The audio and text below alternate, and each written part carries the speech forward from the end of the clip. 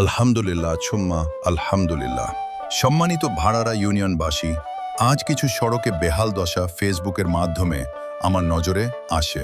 আমি সাথে সাথে সেই ভিডিও মাননীয় এমপি মহোদয় এবং পাবনা সদর উপজেলা নির্বাহী অফিসার ও প্রশাসক জনাব তসবিহা তামারা স্যারকে বলি, একটা ঘোড়ার গাড়ির কষ্টের ভিডিও যথাযথ কর্তৃপক্ষকে পাঠিয়েছিলাম। আলহামদুলিল্লাহ মাত্র উপজেলা নির্বাহী অফিসার স্যার অতি ক্ষতিগ্রস্ত সড়কগুলোর তালিকা চেয়েছেন। সংশ্লিষ্ট ইউপি সদস্য তালিকা পরিষদে আগামীকাল জমা দিবেন এবং আগামীকাল ইনশাআল্লাহ সকল তথ্য স্যারের হাতে হাতে জমা দিব। আল্লাহ তাআলা চাইলে আর কোনো ঘোড়ার এত কষ্ট আমরা দেখব না এবং আমাদের কৃষকের উৎপাদনকৃত ফসল সহজলভ্য খরচে ঘরে আসবে।